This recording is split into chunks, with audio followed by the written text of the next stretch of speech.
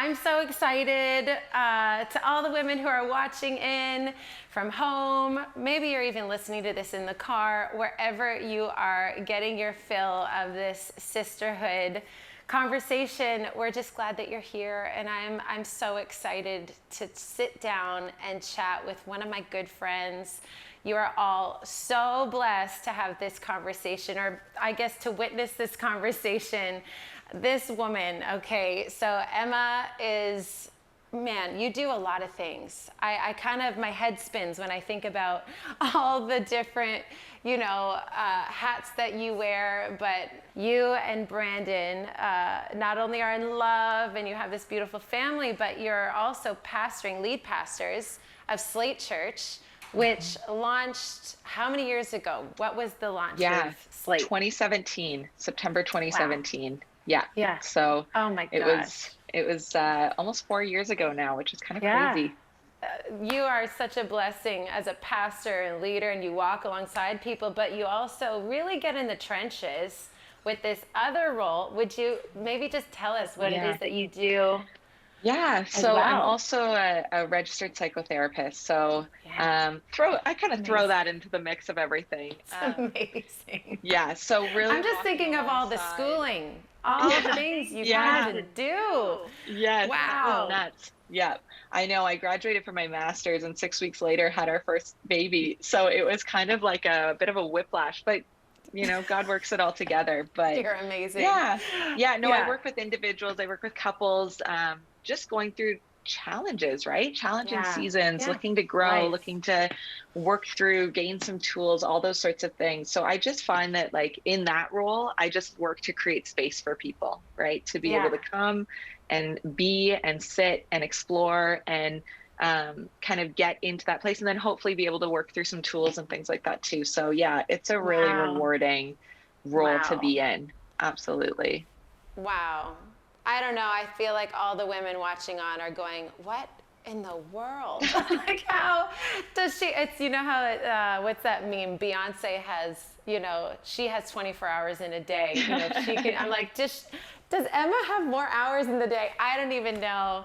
We're going to talk about your, daily disciplines as we go on in the conversation, because I do believe you have an incredible capacity, but it's not by default.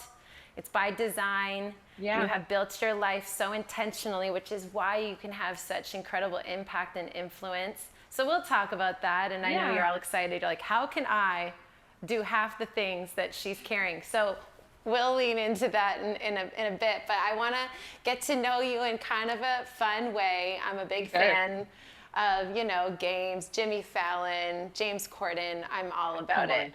So we are going to do a little game of Never Have I Ever. Have you ever done a Never Have I Ever in an interview before? I've never done it in an interview before. So we'll see how this goes. Maybe I'm nervous that I'm going to have to admit to something here publicly. But I was kind. I chose really kind questions, so we're good. And can you show us? She printed these out, you guys. She went and figured out her little signs. I did. She did. But the cutting is not the best quality. We'll just go with. I love I have. Yes. It's like I'm proud of it too. I love it. Okay, so never have I ever, Emma, eaten dog or cat food? Oh, I haven't done that. Good. I mean, did you even have a dog or cat growing up? I did. I had dogs growing up. Yeah, but I didn't really ever have an urge or compulsion to kneel down with them and take a bite. Probably good. That's good. I once licked my cat's bowl of milk that was in my room 2 weeks later. It was so curdled that my tongue mark was left in the... I will never forget it. I don't know why I did that. I don't know. I was compelled. I think I was like, I'll act like a kitty. Oh gosh. So I'll answer I have to that one. I'm not going to play. I just had to share that story. Never have I ever fainted. Have you ever fainted? No. You have? Yes. When? Not Tell us the story. Not like a full on fall over. So I was down pregnant. On the ground. Yeah, not I was like gonna say, not were like you a flat to the pregnant? back. I was pregnant, and I was pregnant with our first, and we were Yeah. like we had just met these new people that were like, oh, we're gonna be really good friends with these people. Like this is gonna be the best. Yeah. And Yeah. like they're funny, they're nice, they're great. And Yeah. we were over at their house, and they had just bought this house, so they were giving us a tour of the house. And we get up Yeah. to like their master bedroom, and I just like collapse on the ground, and we don't even know these people. And so they're very good friends of ours now, so it actually worked. It was a That's they're amazing. like, It if we broke get the you ice. anything. Yeah. And then I almost passed out during a massage while I was pregnant as well, if you can believe it. I was like, I'm Oh so no. lightheaded, I can't. So Oh. yeah, that I guess Oh. not like a full on like eyes roll back Yeah. faint, but like But I'm like you about fell to drop. down. Yeah. Yeah. Oh my gosh, I know. The pregnancy, I know nothing's normal in our Yeah. systems. Yeah. It's like eat every 7 minutes and then you'll be Yeah, 100%. yeah. Oh, hey, I do that when I'm not pregnant. Never have I ever been electrocuted. Oh gosh. You have. Yes. No, I assumed that would be a no. You have been electrocuted. What? I was on a four-wheeler at my cousin's farm. Again, this is like, you're asking questions that are bringing out quite the stories here. I love it. And it was That's my the whole cousin and I point. on it. We had no idea how to drive it. Like, again, teenagers. And she Yeah. ended up like dive-tailing it like down into a ditch that had an electric fence on it and What threw are the me into the chances? fence. No. I got electrocuted. It was crazy. Was it like, did you like convulse? What kind of Yeah, like it was electrocuted like, was it? like Yeah. it wasn't like the ambulance did not need to get called, Yeah, but it was intense. Yeah. Oh my gosh, Emma. What I are know. the chances? But what a great story. Have you Yeah, I used know. that in a preach yet? I haven't, but now I probably mean, will. It's come out of the yeah. recesses of my mind, and now it's, Well, thank you for playing Never Have I Ever. I Yes. feel like we learned some random little stories about Very- your yeah, life. seriously. Thank you. All right. Well, now we're going to get into it. Well, I'm Sure. excited. I'm so honored to have you. Mental health. Okay, mental health. We've been seeing the conversations pop up. I mean, I'm even seeing, people who are, you would say, have quite a platform in pop culture and everything else. They're starting to have these conversations on their platforms around mental health, and I've so appreciated them. I think you have a really unique, and I know you have a really unique perspective as a pastor who also understands this world, and you're like I say, in the trenches with people. But you're a follower of Jesus. I mean, you have a relationship with the Holy Spirit, and I would love to kind of dive in to the mental health conversation, and we'll have it together. Go where you want to go here with this, Sure. but I think let's begin from your perspective. Would you say that mental health has been on the rise in this season? What's your perspective on that? Oh yeah. Is it on the rise? Like without or, a doubt. Yeah. Yeah. Yeah. People have really come face to face with things that the busyness of life allowed them to ignore. So it's like, if I just have all this stuff on the go, all this stuff on my plate, then I don't have to deal with the trauma and the feelings and the regrets and the questions and even the stresses of life. It's really unearthed things for people. Oh yeah. And so absolutely and the thing is that anxiety, fear, worry, feelings of depression, they come in and they hit us, and then we get so fixated on that of how do I fix that? How do I work with that? But it's important to look holistically. What are all of the things going on in your life? And how can we start looking at all of those pieces that are affecting that, right? It's not just like a single sliver that's in your finger that you need to get out. It's like there's a lot going on in your context, and we've really come face to face with it in this season, especially as stressors have gone up. Context has shifted and changed.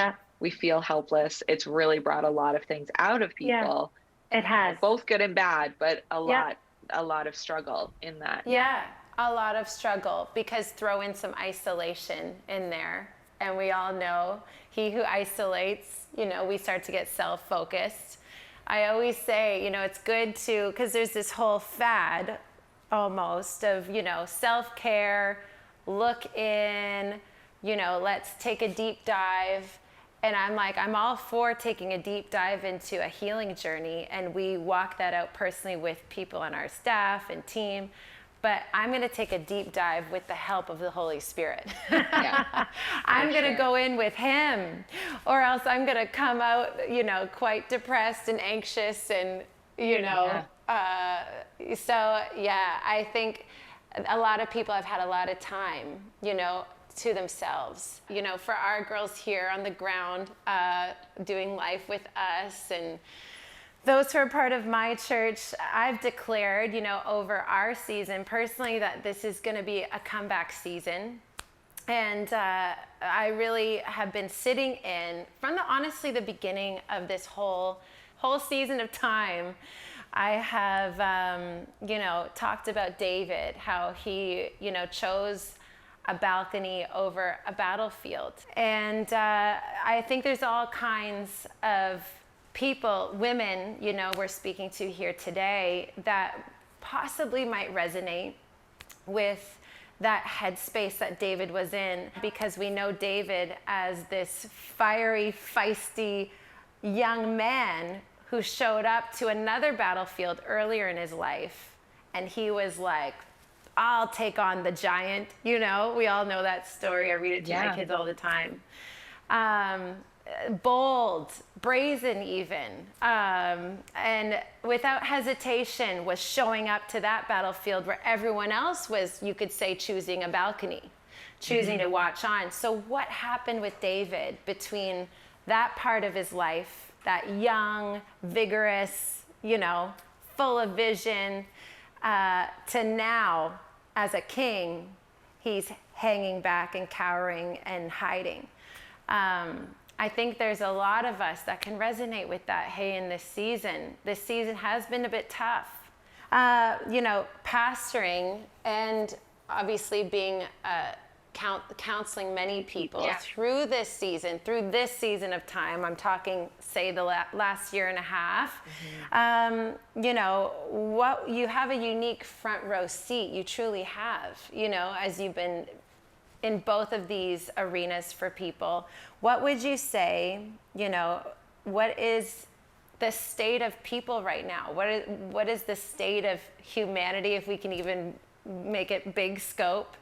But what would you say people need right now to flourish through this season? Yeah, I think one thing that people have been facing big time in this season is this facade of control has kind of been ripped out from underneath them, right? Of like, you can control where you go, you can control what you do, you can control how you behave, you can control who you're with, all of those sorts of things that we have walked with this kind of security of, or this like felt security of, has kind of been pulled out from under people. And now there's this kind of free fall that's taken place, and it's landed people in different areas of their life that can be confusing, right? Of going, maybe it's feelings of depression, maybe it's feelings of anxiety. Anxiety is a huge one of kind of all ages. Maybe for some women watching, you're experiencing that, you're seeing that in your kids, and that can be a scary thing as a parent, and you're seeing it in yourself that's kind of popping up. And so these feelings of sadness or anxiety or worry or fear or any of those things,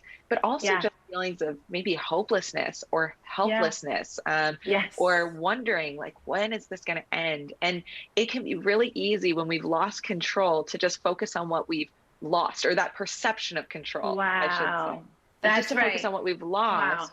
And I think that the biggest thing right now for people is it's actually necessary to focus on what can we do? Like, what can we do? So often we focus on what we can't do. I can't do this right now. I can't do that. I can't control this. I can't have that. I can't. And that just is going to feed that fear, and it's going to feed that worry. It's going to feed that depression. Whereas if we can focus on what we can do, even if it's a small thing that we actually can grab onto and hold on to and step forward in, that's going to be so empowering for us. So I think the biggest thing that people are facing right now is like a loss of that perception of control. And I say perception because of control. Talk about that. Yeah. We don't have as much control as we often think we do, right? And I think we thought we did. Yes. As we thought we did, if anything, this pandemic has shown us that is that, yes, we have a say, we have influence in things in our lives, but we actually don't have as much control, and we don't need control in order to feel secure. Sometimes we're like, if I can just plan ahead, if I can just organize everything, if I can just make sure that everybody's Marie happy. Kondo my house. Yeah, that's right. If I can just please everybody around me, I'll feel in control. Like, I'll feel better. I know that's something that I deal with. So many women deal with is this, like, control my house. If I can control my space, if I can control my kids, if I can control my husband, if I can make sure the dishes are done, then I'm going to feel calm and I'm going to feel Then I'll be at peace. Then I'll be at peace. And so it's not about just it's not just about letting everything go, but it's going, what can I do? So that you're not just building on this stress of your limitations all the time. Because we all have them. And what we can do, it builds over time, right? It's like a muscle. So yeah, of course. Yeah. I think a lot of people can feel like they cannot move in this season. Yes. And all these external, controls and restrictions. To where we're kind of like, oh, well, whatever, I'll live later. But no, we can still live and progress and grow even through, the toughest of circumstances. And totally. I think it's equally like, ooh, then I'm responsible, but also it's empowering, right? Yeah, absolutely. Because then you get to write your story with the help of the Holy Spirit, obviously. Yes. What would you say to the women listening in? Because I'm just aware a lot of us are just struggling to have a shower and put real pants on and remain in our passions and keep showing up to our work and our kids and the dishes and everything else. Yeah. What would you say around that? Yeah, absolutely. I think that movement is important. I think it's important that we actually are recognizing the small things. Oftentimes we're like, okay, these need to be like Instagram worthy moments or big breakthroughs that I can somehow put up there, or this has to be. And I often will hear people say, kind of in all spheres of life, well, that's not a big deal, right? Yeah. Okay. I got up at the second snooze instead of the third snooze from my alarm. My kids watched 20 minutes less TV today than they have, like, they're like, oh, it's just not a big deal that I was able to do that. And the thing that we forget is that, like, there's a building process that takes place, right? Oftentimes, like, if you're looking at a home renovation, we just bought a trailer, a camping trailer, and so I'm renovating it. Exciting. I'm not a DIY person at all, and like YouTube is your friend. I don't know what I'm doing, so but it takes so much time. So someone can like go into that trailer and see it and leave, and then come back in a week later and they're like, wow, it looks so good. But they didn't witness the like lying on the ground trying to edge the small piece and the hours that go into these little bits and pieces and the imperfections along the way that no one notices and all of those things. But it adds up over time, right? So just like the slightest shift or the time put in or the hour put in, all of a sudden it makes that transformative thing. So most people in your life will just see the like, once enough of those small things have accrued together and added together to be noticeable. But we have to be diligent in those small things, in those small movements, and not be hard on ourselves for them. Like, this is a win, right? Like it's a win that you got up at the time you wanted to. It's a win that you drank an extra glass of water today. Yeah. It's a win that you got outside and went for a walk with your kids. Like, those are all wins that add up over time. And it makes a big difference. So I think small movements, we often want the big movements. And the challenge that we're seeing right now is that we see everybody else's big movements, right? So we see the before and after of everybody else, or the things posted online where it's like, how was she able to do that? And how were they, how is their family so whatever? And how, and we start to judge our little movements over someone's big movements. And we're just like, I don't compete. I don't stand up. And we're forgetting, first of all, it's not a competition. And second of all, there were a lot of small pieces in the midst of that. If it's genuinely what is being portrayed, right? If there's integrity behind that post, which is not always the case, right? Right. But in those pieces, those small little pieces, like it's so important to recognize that, hey, we are building and we are stepping and we are working, and it takes time and it takes effort. And like, it's not always just one directional, it's all over the place, and that's okay. Oh, that's beautiful. It's almost like, hey, when you start making movements towards becoming healthy or healthier, or working on your mental health, your emotional health, I mean, there might be a season where nobody sees anything, because it's the inside stuff you're going to work on. I always say, you know, internal victory leads to external, you know, victories. You think of David. I defeated a lion and a bear. Nobody saw it. Nobody saw it. He had to tell them.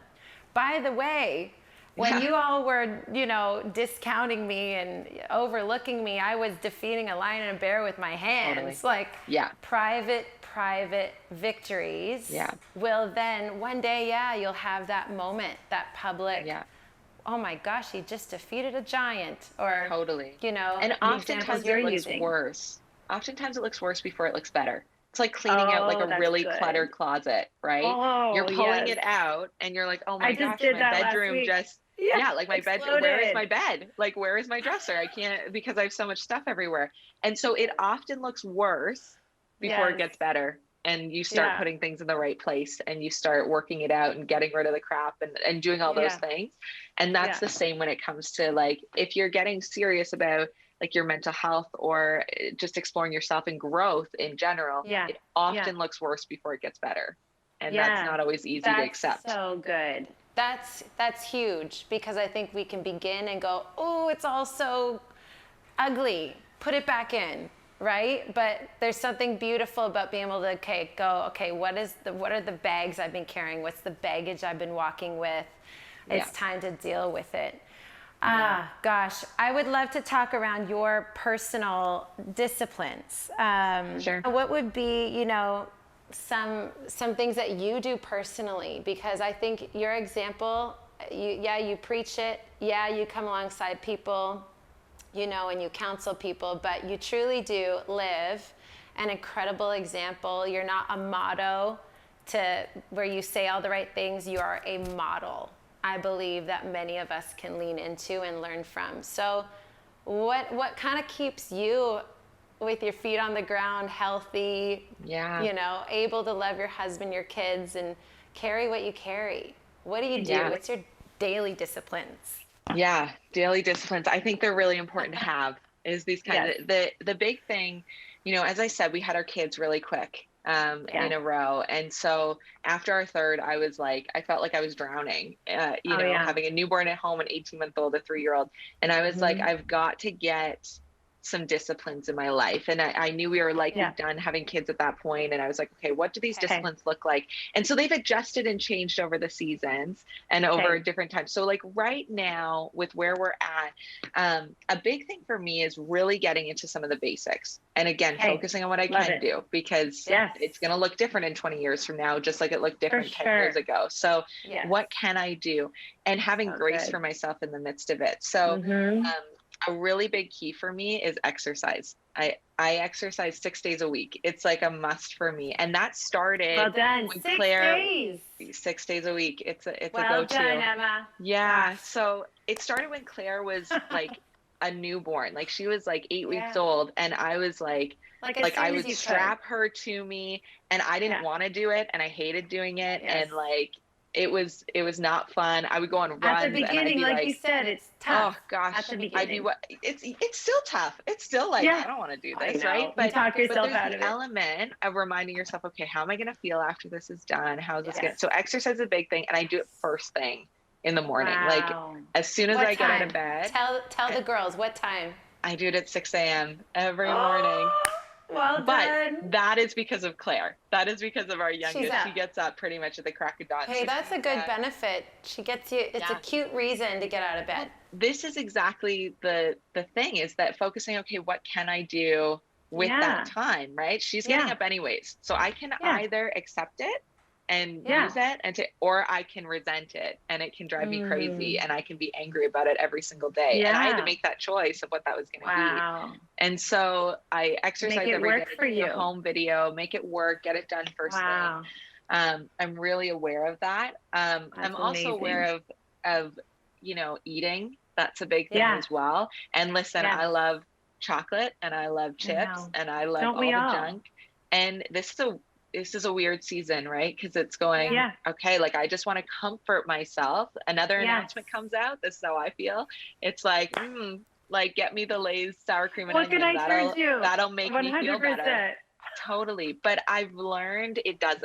Like it does for a moment, but it doesn't for the long run. And it's not about like extremes. I try really hard not to live in extremes, but it's just recognizing, okay, what I fuel my body with, what I eat is going to make me feel better. So simple things like eating like meals and some snacks during the day and not just skipping everything or not just going over it, but just being aware of what I'm consuming. Even things just like taking a shower, even if no one's going to see me that day, you know, it's just, right? This is not a bad thing to do just to feel good. And I mean, because I'm working out, it's probably helpful for my kids too. If I shower, that's not a bad thing to do. But, so just like those, it gets the ball rolling in the right direction. Discipline, they say, I don't know who they are, but I've heard it. Discipline begets discipline.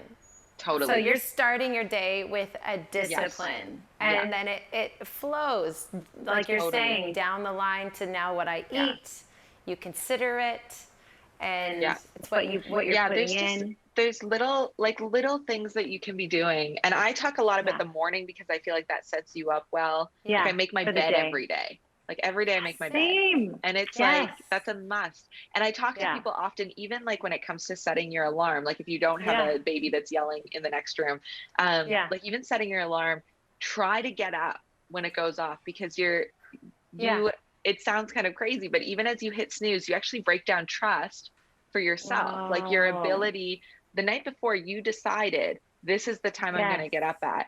And as soon as you hit that snooze button and you hit it again and you hit it again and you hit it again, what you're doing is saying that the decisions that I make don't actually matter. And you're breaking down trust even with yourself. And that sounds so like explosive for something so small, but it's just going, okay, like if I wanted to get up 20 minutes later, let me just let me make that decision ahead of time and follow through with it. So there's those pieces. It's a win, right? It's a win. You start your day with a win. And with a win. I did it. High five me. Exactly. That puts wind in your sails. I read my Bible in the morning. That's a key thing. Are your kids like climbing on you? Oh yeah, they're all over. What does it look like? Are you in a prayer closet with the music? Definitely no prayer closet. I'm sitting on a rocking chair in our room, and my kids are climbing over me. I'm usually and listen, it's like 10 to 15 minutes. Like that's what I take. And that's the season. And that's what I mean by having grace, is sometimes we have these expectations on ourselves of like, I need to like read for an hour and have this moment of prayer. And, you know, my kids need to like be happy and good all the time while I'm doing that. And it's like not always the case. Then you'll never, if we set our expectations so high, chances are we'll never even try.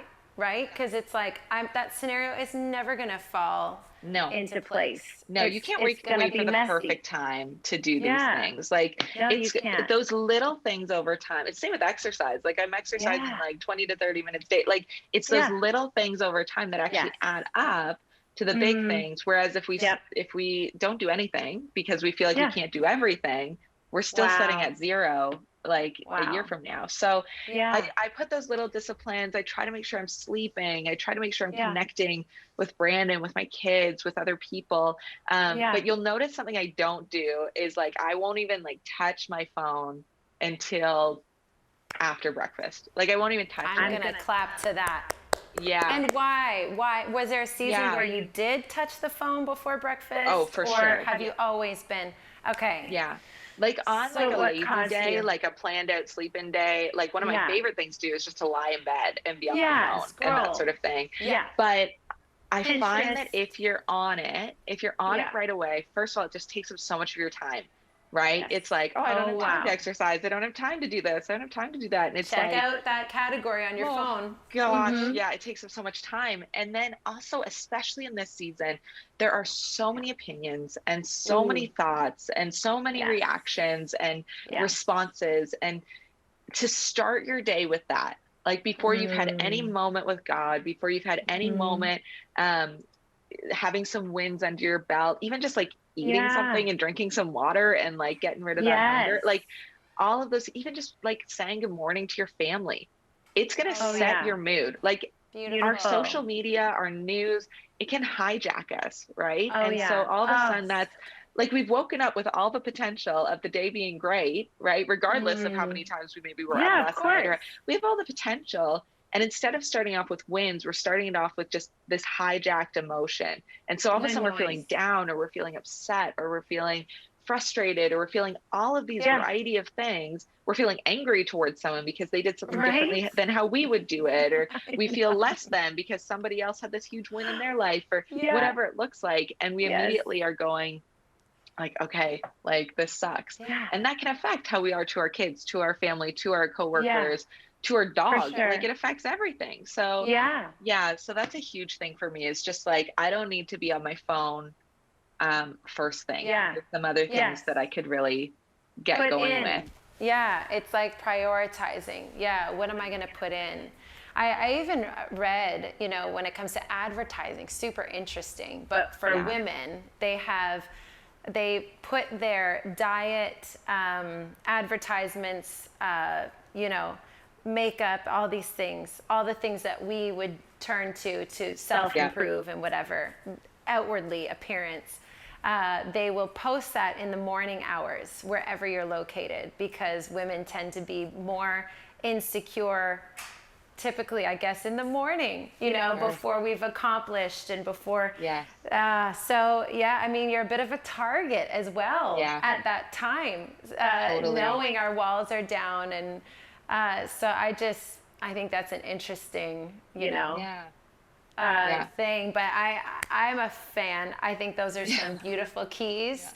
What would you say yourself? I mean, you're a part of a beautiful community, being a part of your own church, but you're also witnessing other people, you know, benefiting from being a part of a thriving, alive family, you know, community.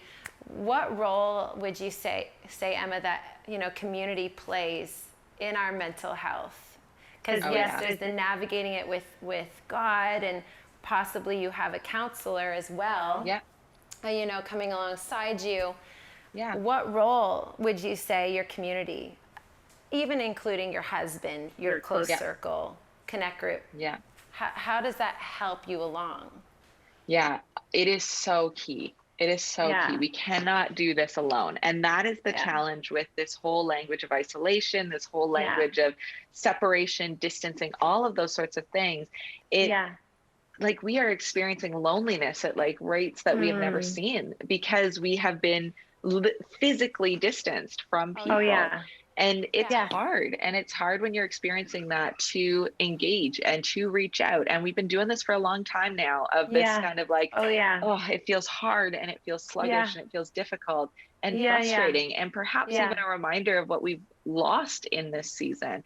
And yet it is so necessary. Like, community is so key. I'm a big believer in whatever restrictions the government has given us. I will use that to the fullest. If they say 5 is great. Like, it's just like, I'll work within those boundaries that you're giving. But I personally, and I'm talking personally because, you know, a lot of people are watching and have different places where they're coming from, and that's great. That's important. But for me personally, I really look at life holistically, and I see the need for people, and I see the need for connection and community.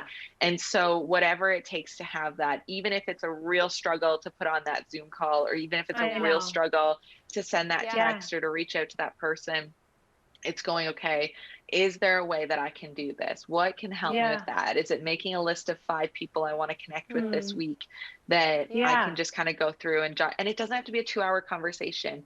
It can just be like, here's a funny meme that I saw and like, just send it off and have a laugh together. Like, it doesn't have to be this like soul searching, deep, crazy moment. It can be like, look what I made for dinner last night. Any ideas for me for tomorrow? Cause I really, I've done macaroni 10 times. Like, it's like, it can I'm be still whatever. Here, and you're still there. Exactly. I'm not alone. Yeah. It's just having those moments to be able to connect with someone else and really make that a key. And that's the same with like your spouse. If you're married in this season right now, you're probably spending a lot of time together physically in the same space, but it doesn't mean it's quality time. So it can be time where it's just like you are together and all of a sudden your relationship, your marriage, your family can become like a business. And there's a real business component to our families. Like, we need to know, when is the car going in for the oil change? Who's got the dentist appointment? But it can't just be that. We've got to create space for fun and for play and for laughter, and do that intentionally, right? Of what that looks like in your season, in your space. So it's not easy, but it's so necessary. And I mean, a huge place for that is obviously church. Like, I don't know what we would do without our church community. And that's just been like the echo that's gone throughout our whole church this whole season of just like, how would we do it without? And so like, there can be such a temptation to retreat, like so much of a temptation just to retreat and to just completely. Completely. Like, you're not even on, you're not even aware, you're not even, and it's going, okay, what is it going to take for me to get there? Like, what's it going to, is it setting an alarm? Is it having someone hold me accountable? Is it, what's it going to take for me to get there? And oftentimes it's actually just recognizing and realizing how I'm going to feel after. That's for a lot of disciplines in life. It's going, how am I going to feel after I eat this, after I do this, after I consume this? And church is the same way, right? It can be hard to press go on that group call and to get there, but just show up. Like, just show up. Even if it means you don't have the video on, like, turn the video off then. Just be there. Be somewhere. We say the same. So that you can just connect. And then when you afterwards take time to notice how you feel. So that's just going to reinforce the evidence of the necessity of it, of going, oh, like, I feel connected, or I feel good, or I feel like I was able to bring something to the table there. And so by taking that 2 minutes afterwards, just to reflect, jot down a couple things in your phone of just like, how did I feel? How did that make me feel? The next time you go to it and you're like, oh, I'm so tired, and this was this and that was that, you can actually just pop that open and go, like, here's some evidence. This is what it's going to do. And it's not just about us, it's also what we bring to other people. And that's an important piece in all of this too. Ooh, good. Yeah, so it's not coming to that connect or coming to that Zoom call or that chat, whatever it is, the engagement these days looks like. Thinking of self and what will I benefit, but what can I give? Like, how can I be there for somebody else? And isn't it often in the being there for somebody else, we receive? It's like greater to give than it is to receive. You receive so much more on the other side. So I mean, you live that, and you're just an incredible example of staying outward focused while also navigating your own personal health and disciplines. I feel like can I ask one last question? Yes, for sure. And then we'll 100% close. I love this kind of question, talking about a younger you. If you could have a conversation with a younger you around being the healthiest version of yourself. So you're looking back, I don't know what age you're kind of thinking back on, but I typically go to, 18 or, 17, 18, 20s, young 20s. What would you encourage her to start doing? And what would you encourage her to stop doing? It's a great question. I know, it's kind of a tough question. I think I would tell her to stop. This is going to sound harsh on like. No, I love it. cutting go here. hard. Yeah. I would tell her to stop wasting time. Like, and even when I was 18, I know on the outside, people could have easily looked in and been like, oh, like, you're doing so much. And I feel like even now, there's sometimes that feeling of like, oh, you're doing so much. And like, congratulations. And it's going, we have to recognize whatever capacity we have in different seasons. That's so important. It's so important to recognize. But it's also, it's okay to go, okay, like, you gotta stop wasting time. Like, you've only got so much of it. And what has God enabled you to do? Like, are there things that you're carrying that you don't need to carry? Are there people you're pleasing that you don't need to try to work on pleasing? Are there habits that you have that you just need to like ditch and get to the side? Is there baggage that you're walking around with that you need to let go of? Because like, it's consuming so much time. And it's like, we got to stop wasting time. It's okay to relax. It's okay to have fun. It's okay to rest. Those are biblical things. Like, we need to implement that into our lives. So it's not about like just filling it with this productivity that the world looks at as productive. Busyness. But it's busyness. It's not about busyness. That's not what any of this is about.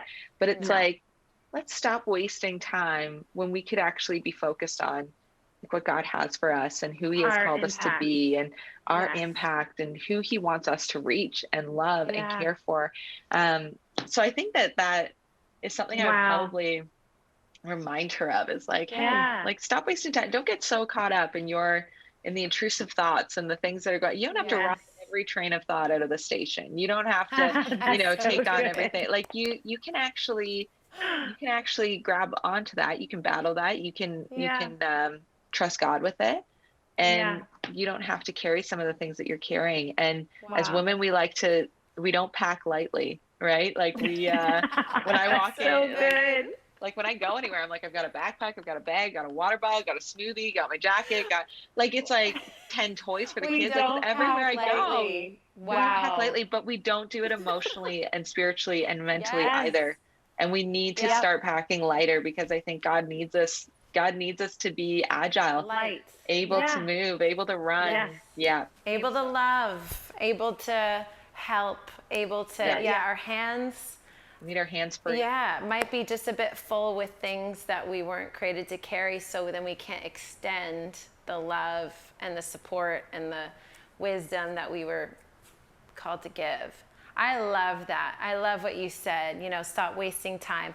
I think there's been many mentors and people in my life that have looked at me and said, don't wait until you feel like you're ready. Like, all right, I've lived, I've gained some wisdom. Like, no, just run. Just run. Just run with who God has called you to be. You'll learn on the way. It's like, the girl getting ready in the car, while her husband or somebody else is driving, of course.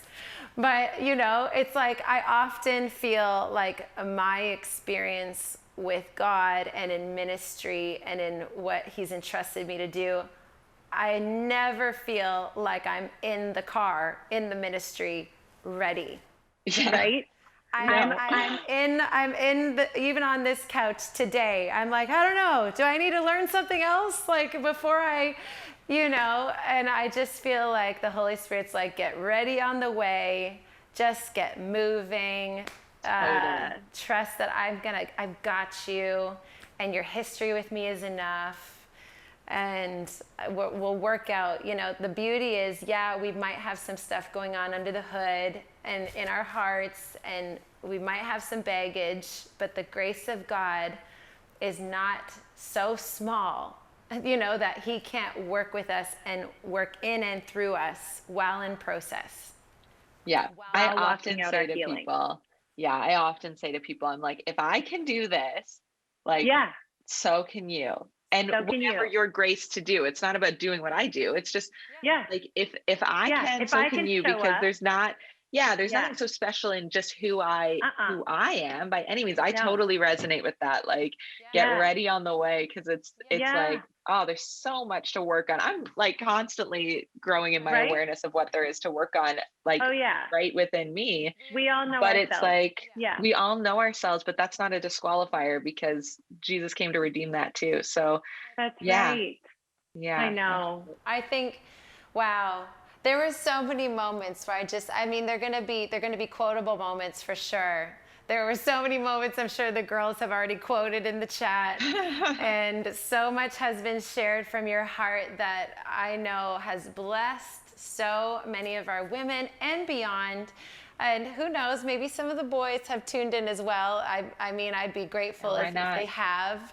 There's so much gold that you shared here today, Emma. And I appreciate your friendship. I'm grateful to be, leading alongside you, loving our nation together. And you and Brandon are such an incredible example to so many. So, for all the girls listening in, why don't you just virtually put your virtual hands together and thank Emma for being with us today, and just throw up some love however you want, whatever emoji you're feeling.